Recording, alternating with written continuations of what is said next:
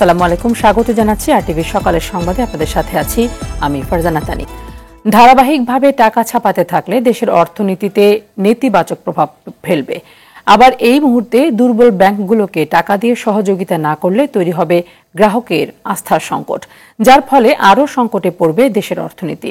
নতুন করে 22,500 কোটি টাকা ছাপানোর প্রভাব এখনই সরাসরি বাজারে পড়বে না বলে জানিয়েছেন বিশেষজ্ঞরা।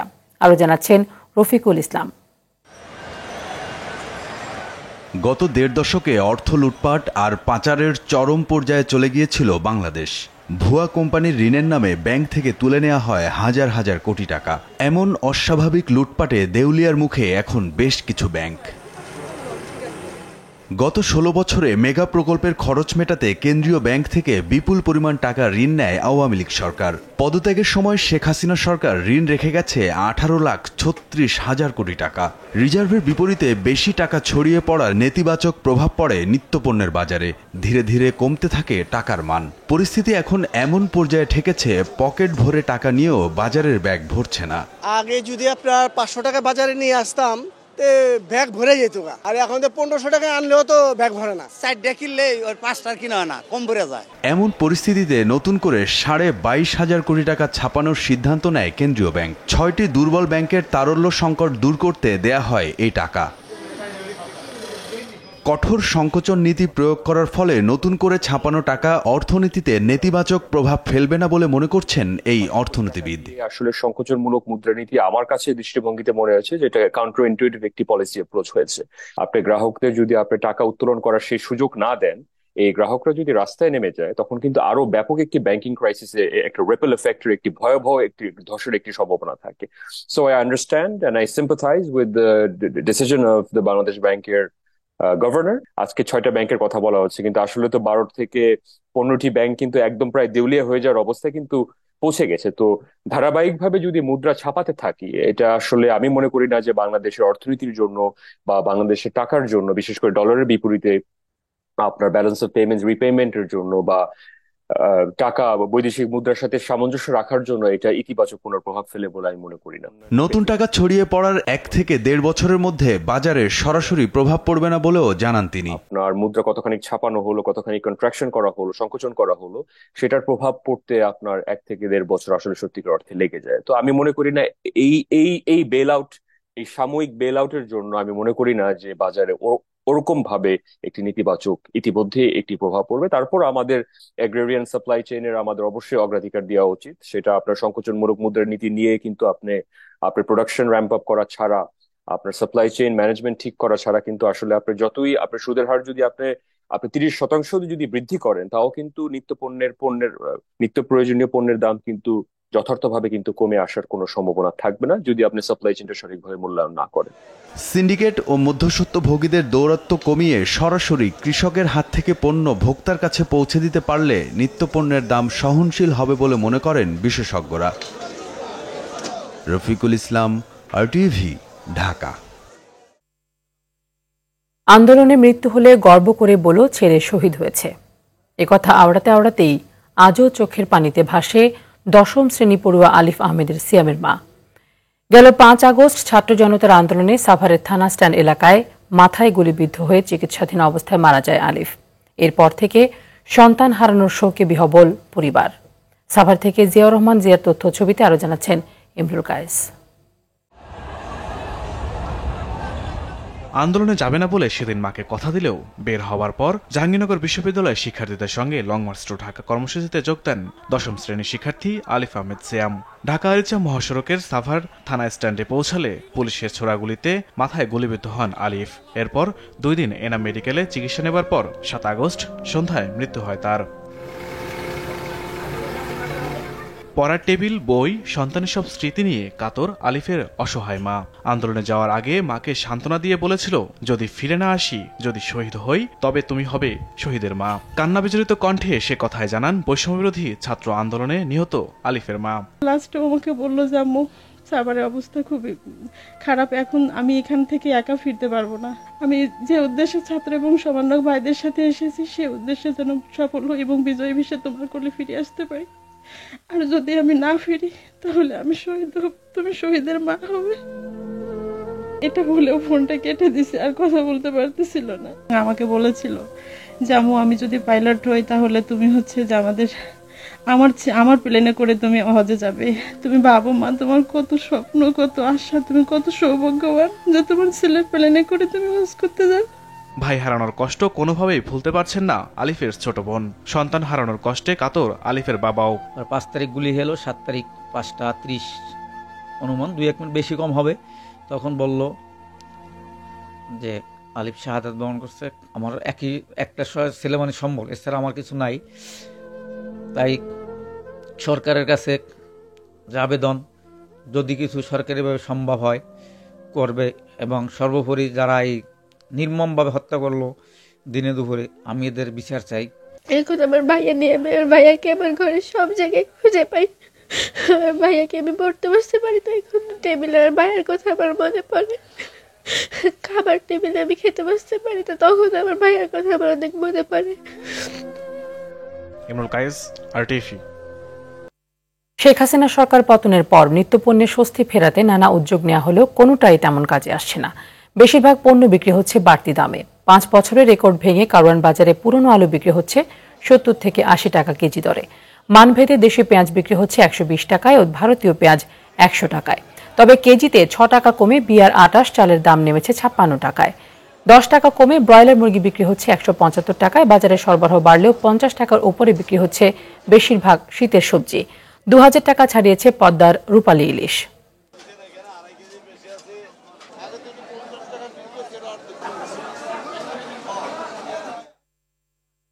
বাজারের সার্বিক পরিস্থিতি জানাতে রাজধানী কারওয়ান বাজার থেকে সরাসরি যুক্ত হচ্ছেন সহকর্মী সেলিম মালিক। সেলিম, নতুন আলু আসতে শুরু করেছে কিনা বাজারে, এবং নতুন আলুর দাম কেমন, এবং এছাড়া শীতকালীন যে সবজিগুলো বাজারে আসতে শুরু করেছে সেগুলো সরবরাহ অনুযায়ী দাম ঠিকঠাক আছে কিনা? আসলে এই মুহূর্তে আসলে দেশি যে নতুন আলু সেটি কিন্তু এখনো বাজারে সেভাবে পৌঁছায়নি, কারণ ব্যবসায়ীরা যেটা বলছেন যে নতুন আলু আসতে হয়তো আরো 2 সপ্তাহের মতো টাইম লাগতে পারে। তবে এই মুহূর্তে কিন্তু আমাদের দেশি পুরাতন আলু রয়েছে, এবং ভারতীয় আলু কিন্তু যেগুলো আমদানি হচ্ছে হিলিবন্দর দেশ, সেগুলো আমরা দেখতে পাচ্ছি বাজারে চলে এসছে। তবে দামটা একটু বেশি বলা যেতে পারে, কারণ পুরাতন আলু তো এমনিতেই 10 টাকা বেড়েছে, এবং আমাদের ভারত থেকে যেসব আলু আনা হয়েছে সেগুলো যদিও 10 টাকার মতো কমেছে, কিন্তু কত দামে বিক্রি হচ্ছে আমি একটু বিস্তারিত জানার চেষ্টা করবো ব্যবসায়ীর কাছ থেকে। আপনি বলবেন যে আমাদের পুরাতন আলু এবং ভারতীয় আলুর দাম কত বাড়লো বা কমলো বলবেন? ভারতীয় আলু ছিল আপনার 100 টাকা নতুন, সেটা এখন 90 টাকা। আর পুরাতন আমাদের দেশের যেটা ইন্ডিয়ানও আমার পুরাতন আসতেছে, ওটা 80 টাকা করে বিক্রি হচ্ছে, খুচরা 80 টাকা কেজি। দেশি আলু কত? দেশি যে পাকড়ি ছোট আলু ওটা হলো আপনার 80 টাকায় কেজি। আলুর বাজার বেশি, পেঁয়াজের বাজার ফরিদপুরেরটা 110 টাকা করে বিক্রি হচ্ছে, আর পাবনার পেঁয়াজ দেশি 120 টাকা কেজি দরে বিক্রি হচ্ছে। আর ভারতীয় পেঁয়াজ? ভারতীয় পেঁয়াজ 100 টাকা ভাড়াটা, আর নর্মালটা 90 টাকা। অর্থাৎ আসলে আলু এবং পেঁয়াজের দরটা কিন্তু অনেক বাড়তি বলা যেতে পারে অন্যান্য বছরের তুলনায়। যদি আমরা হিসাব করি তাহলে সেখানে দেখা যাবে যে 20, 30, 40 টাকা পর্যন্ত আসলে বাড়তি। এদিকে কিন্তু একটা সুখবর রয়েছে, সেটি হলো যে দেশি পাতা পেঁয়াজ চলে এসছে। এখানে দামও অনেকখানি কম, এবং বাজারে কিন্তু আমি যেটি শুনতে পাচ্ছি যে কালকে রাতে যে দামে বিক্রি হয়েছে এখন কিন্তু তার চেয়ে আরো 10 টাকা কমে বিক্রি হচ্ছে। আপনি বলবেন যে কি পরিমাণ আসছে, এবার এদিকে একটু করবেন। আপনি কি পরিমাণ আসছে এই পেঁয়াজ, এবং দাম কি পরিস্থিতি? পেঁয়াজে আগে বেচছি 40-45, এখন 30-35। কখন 40-45 বিক্রি করছেন? রাতে বেচছি। এই কয়েক ঘন্টার মধ্যে এত দাম কমলো? মনে করেন আমাদের গাড়ি ঢুকছে ভোর 5টার দিকে, 5টার থেকে এই পর্যন্ত মনে করেন 5টার সময় বেচছি 40-45, এখন বেচতেছি 30-35। আচ্ছা, এটা কি দাম আরো কমার সম্ভাবনা আছে? আরে কম না, রাতে বাড়ে একটু, কিন্তু সকাল হয়েছে দেখে আসতে লেট হয়েছে দেখে পেঁয়াজের বাজার কমে গেছে। এটা তো দেশি পেঁয়াজ আমাদের রংপুরের। অর্থাৎ দেশি পেঁয়াজ কিন্তু আসলে পুষ্টিগুণও কিন্তু অনেক বেশি, এবং খেতেও খুব মজা, এবং এই পেঁয়াজটা কিন্তু বিকল্প হিসেবে ভোক্তারা নিতে পারেন। এদিকে আমি যদি কাঁচা বাজারের কথা বলি, কাঁচা বাজারে কিন্তু শীতের মৌসুমী সবজি প্রচুর পরিমাণ চলে এসছে, কিন্তু সে অনুযায়ী দামটা কিন্তু কমছে না। আমরা যেটা দেখতে পাচ্ছি যে ফুলকপি এবং বাঁধাকপি সেটি কিন্তু 40 থেকে 50 টাকার প্রতি পিস বিক্রি হচ্ছে, এবং শিম বিক্রি হচ্ছে 80 থেকে 100 টাকা এবং 120 টাকা পর্যন্ত বিক্রি হচ্ছে আমরা দেখতে পেয়েছি। তো এই ছিল আমার কাছে আজকের বাজার দরে খবর। ধন্যবাদ আপনাকে। ডেঙ্গু জ্বরে আক্রান্ত হয়ে গত 24 ঘন্টায় মারা গেছেন 3 জন। চলতি নভেম্বর মাসের 29 দিনে মশাবাহিত এই রোগে 170 জনের মৃত্যু হল, যা চলতি বছর এখন পর্যন্ত এক মাসে সর্বোচ্চ মৃত্যু হওয়া 3 জন ঢাকা দক্ষিণ সিটি কর্পোরেশন এলাকার বাসিন্দা। এ নিয়ে চলতি বছর এখন পর্যন্ত ডেঙ্গুতে মারা গেল 485 জন। নতুন করে 354 জন ডেঙ্গু জ্বর নিয়ে হাসপাতালে ভর্তি হয়েছেন। চলতি বছর এখন পর্যন্ত হাসপাতালে ভর্তি হয়েছেন 90,794 জন ডেঙ্গু রোগী। সিটি কর্পোরেশনের উদাসীনতায় নভেম্বরের শেষে এসেও ডেঙ্গুর প্রাদুর্ভাব কমছে না বলে অভিযোগ রোগীদের। তাপমাত্রা কমছে উত্তরের জেলা পঞ্চগড়ে। ভোরে পঞ্চগড়ে এই মৌসুমে সর্বনিম্ন 10.4 ডিগ্রি সেলসিয়াস তাপমাত্রা রেকর্ড করা হয়েছে। যদিও সকাল থেকে সূর্যের দেখা মিলেছে, তবে সন্ধ্যা নামার সঙ্গে সঙ্গে তাপমাত্রা কমে আসছে উত্তরের এই জনপদে। রাতে হালকা কুয়াশায় ঢেকে থাকছে চারপাশ। সামনের দিনগুলোতে তাপমাত্রা কমে শৈত্যপ্রবাহ বয়ে যেতে পারে বলে জানিয়েছে তেঁতুলিয়া আবহাওয়া অফিস। ভোরে দিনাজপুরের হিলিতে 12.7 ডিগ্রি সেলসিয়াস তাপমাত্রা রেকর্ড করা হয়েছে। এ সময় ঘন কুয়াশার কারণে হেডলাইট জ্বালিয়ে চলাচল করছে সকল প্রকার যানবাহন। চুয়াডাঙ্গায় গত কয়েকদিনের তুলনায় তাপমাত্রা কিছুটা বেড়েছে, তবে বিকেলের পর আবারও কমে যাচ্ছে তাপমাত্রা।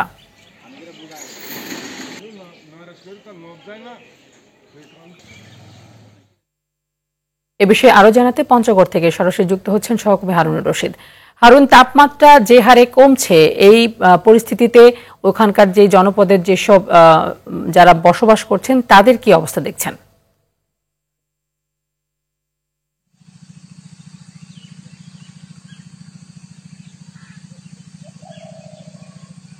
জি, তা নিয়ে আপনাকে প্রথমেই জানিয়ে রাখি যে আসলে পঞ্চগড়ে সকাল 6টায় এখানে তাপমাত্রা 10.4 ছিল। আজকে সকাল 9টায় কিন্তু তাপমাত্রা 0.1% কমে গিয়ে 10.3 ডিগ্রি সেলসিয়াস করছে। সেই সাথে কিন্তু গত 5 দিন থেকে এখানে দেশের সর্বনিম্ন তাপমাত্রা বিরাজ করছে 10 থেকে 12 ডিগ্রিতে তাপমাত্রা উঠানামা করছে। আমরা দেখছি যে দিনের বেলাতেও কিন্তু দিনের সর্বোচ্চ তাপমাত্রার ব্যবধান অনেকটা কমে গেছে। এখানে 28 ডিগ্রি পর্যন্ত কিন্তু দিনের সর্বোচ্চ তাপমাত্রা বিরাজ করছে।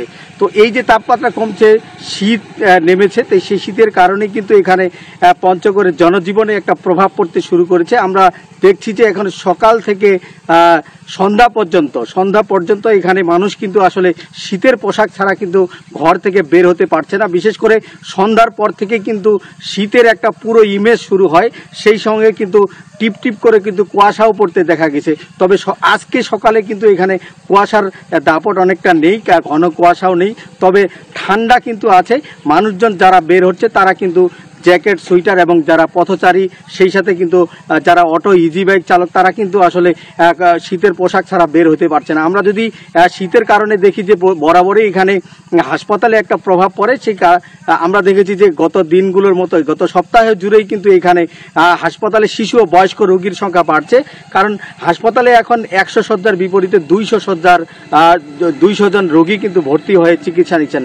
আমরা এখানে কথা বলেছিলাম যে শীত মোকাবেলায় এখানকার যে জেলা প্রশাসন আছে, আমরা জেলা প্রশাসক সাবেত আলীর সাথে কথা বলেছিলাম। তিনি আমাকে জানিয়েছেন যে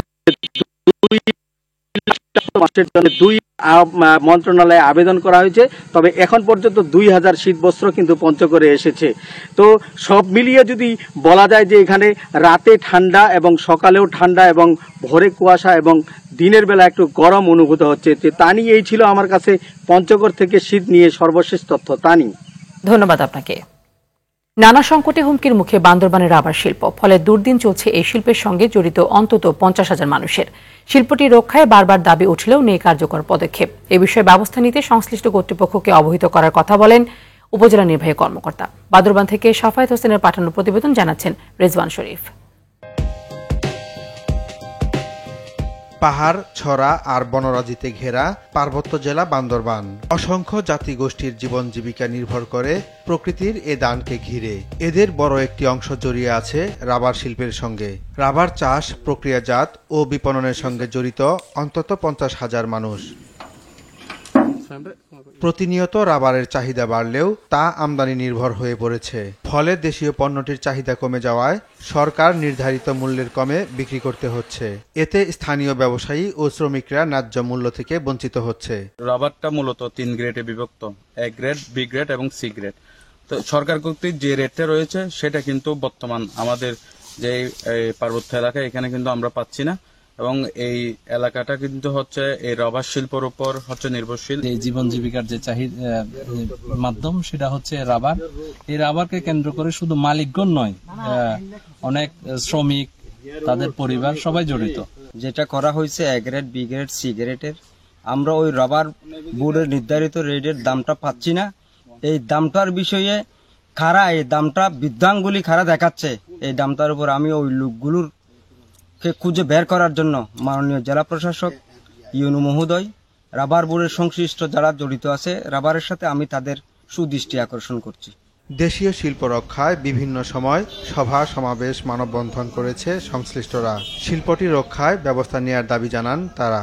তোমার রাবার বিক্রি করে কোনোভাবেই কর্মচারীদেরকে বেতন দেয়া এবং নিজেরা উৎপাদনের খরচ পুষিয়ে তোলা কোনোভাবেই সম্ভব হচ্ছে না। আমরা খুব বেশি লোজার, ক্ষতিগ্রস্ত, এভাবে একটি শিল্পকে বাঁচিয়ে রাখা কোনোভাবেই যৌক্তিক কোনো কারণ আছে বলে আমরা মনে করছি না।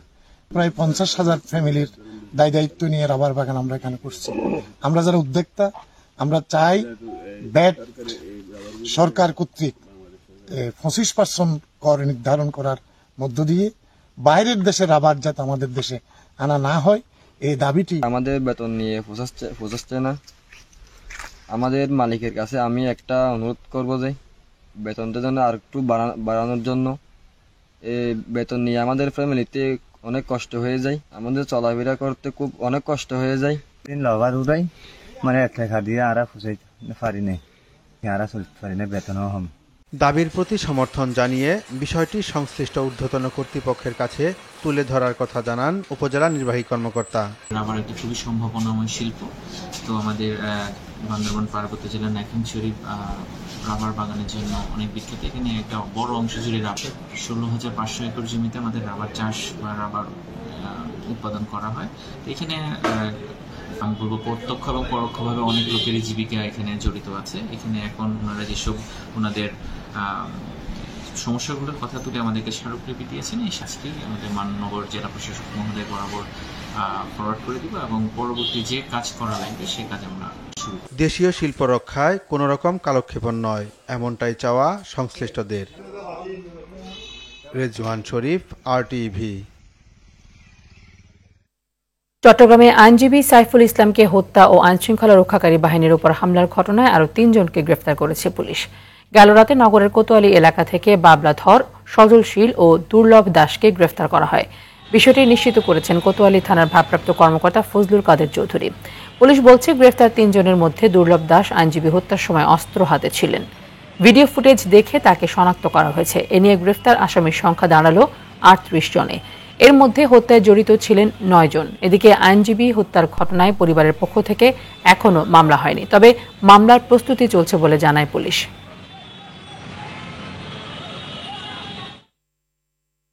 টঙ্গীর তুরাগ তীরে চলছে জোড় ইজতেমার দ্বিতীয় দিন। 5 দিন ব্যাপী এই জোড় ইজতেমার আল্লাহর সন্তুষ্টি অর্জনে দেশের নানা প্রান্ত থেকে এসেছেন হক্কানে ওলামায়ে কেরামগণ।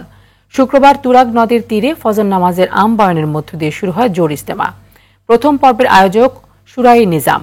দেশি বিদেশি ও চিল্লার সাথে কমপক্ষে 1 চিল্লায় সময় লাগানো আলেমরা অংশ নেন এই ইজতেমায়, যেখানে কালিমা, নামাজ ও জিকির, ইকরামুল মুসলিমিন ও তাবলিগের 6 উসুলের ওপর গুরুত্বপূর্ণ বয়ান করা হচ্ছে। ইজতেমার মুসল্লিদের নিরাপত্তার সতর্ক অবস্থানে রয়েছে আইনশৃঙ্খলা বাহিনীর সদস্যরা। আগামী মঙ্গলবার আখেরি মোনাজাতের মধ্য দিয়ে শেষ হবে এই ইজতেমার প্রথম পর্ব।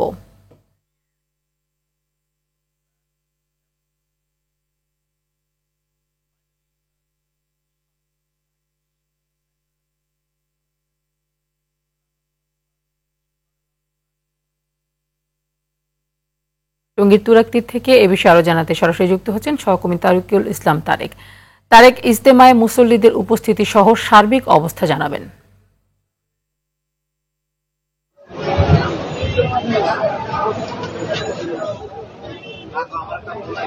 তানি, আপনি জানেন যে এই যে গতকাল থেকে জোর ইজতেমা শুরু হয়েছে, ওলামা একরামের যে একটি দল রয়েছে তারা কিন্তু আজকে দ্বিতীয় দিন তাদের এই জোর ইজতেমার। তারা কিন্তু গতকাল সকাল থেকে কিন্তু তাদের যে বয়ানের মাধ্যমে তাদের ইজতেমার কার্যক্রম শুরু হয়েছে এবং আগামী 3 তারিখ পর্যন্ত কিন্তু তাদের এই কার্যক্রম চলমান থাকবে। ইজতেমা কর্তৃপক্ষ থেকে আমাদের জানানো হয়েছে যে এই যে ইজতেমায় যারা 3 চিল্লা দিয়েছে এবং ওলামা একরামদের মধ্যে 1 চিল্লা দিয়েছে, এছাড়াও যারা 1 বছরের চিল্লা দিয়েছে তারা কিন্তু এই ইজতেমায় অংশগ্রহণ করছে। এছাড়াও তারা কিন্তু এই ইজতেমা থেকে এই চিল্লা দেওয়া শেষে কিন্তু এখানে এসে জড়ো সমবেত হচ্ছে এবং দিনের বিভিন্ন দিক নির্দেশনা নিয়ে তারা আবার তাদের দিনের প্রচারের জন্য তারা মাঠে ছড়িয়ে পড়ছে। এছাড়াও কিন্তু আমরা দেখতে পাচ্ছি এই যে ইজতেমাকে কেন্দ্র করে কিন্তু সাদা পোশাকের যে নিরাপত্তা ব্যবস্থা সেটি কিন্তু জোরদার করা হয়েছে। এছাড়াও পোশাকধারী পুলিশ সহ বিভিন্ন গোয়েন্দা সংস্থার কর্মকর্তারা কিন্তু নিয়োজিত রয়েছে। ইজতেমাকে কেন্দ্র করে কিন্তু যে ইজতেমার যেই মুসল্লিরা রয়েছে তাদের দৈনন্দিন প্রয়োজনীয় বিভিন্ন পণ্যের পসরা সাজিয়ে আমরা দেখতে পেয়েছি যে রাস্তার পাশে কিন্তু বিভিন্ন দোকান হয়েছে এবং তাদের যে চাহিদার যে পণ্য রয়েছে সেগুলো তারা বিক্রি করছে। এছাড়াও ইজতেমাকে কেন্দ্র করে কিন্তু যে একটি উৎসবমুখর পরিবেশ সৃষ্টি হয়েছে, তারা এই ইজতেমাকে থেকে জোর ইজতেমা থেকে তাদের নির্দেশনা নিয়ে পরবর্তীতে যে জানুয়ারিতে যে বিশ্ব ইজতেমা কার্যক্রম হবে সেটি পরিচালনা করবে। তো এই ছিল আমার কাছে সর্বশেষ তথ্য। তানি, ধন্যবাদ। জাতিসংঘ ফোরামে ইসকন নেতা চিন্ময় কৃষ্ণ দাসের গ্রেফতারকে ভুলভাবে ব্যাখ্যা করা হচ্ছে। বৃহস্পতিবার জেনেভায় জাতিসংঘের সংখ্যালঘু বিষয়ক ফোরামের অধিবেশনে এই কথা জানান সংস্থাটিতে বাংলাদেশের স্থায়ী প্রতিনিধি তারেক মোহাম্মদ আরিফুল ইসলাম। তিনি জানিয়েছেন, আইন অনুযায়ী ব্যবস্থা নেয়ার পরেও ফোরামের কিছু বক্তা চিন্ময় দাসের গ্রেফতারকে ভুলভাবে তুলে ধরেছেন। এ সময় সংখ্যালঘুদের ওপর কোনো পরিকল্পিত আক্রমণ হয়নি উল্লেখ করে তিনি বলেন, জুলাইয়ের গণ অভ্যুত্থানের পর বাংলাদেশের মানুষ ধর্মীয় সম্প্রীতির উদাহরণ তৈরি করে সংখ্যালঘুদের রক্ষায় এগিয়ে এসেছে। এরপরেও কিছু কুচক্রী মহল এই বিষয়ে ভুয়া ও অতিরঞ্জিত তথ্য ছড়াচ্ছে বলে দুঃখ প্রকাশ করেন আরিফুল ইসলাম।